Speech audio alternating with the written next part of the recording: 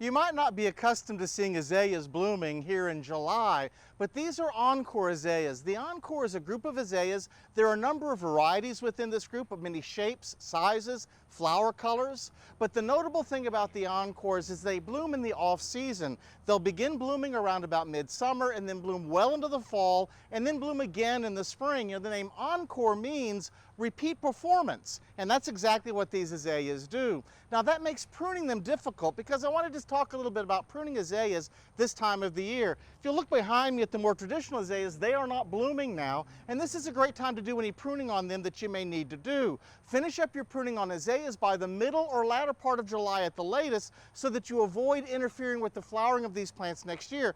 They're going to set their flower buds in the late summer to bloom out next spring, so don't do any pruning after mid to late July. Now these Encores, on the other hand, are a little bit special. They're in bloom right now. With the Encores, you've got to hop in right after they finish their spring bloom. Around about April, early May, that's the best time to cut back on your Encores. These new shoots that you see coming up right now, those will set more flower buds that will bloom out in the fall and again in the spring.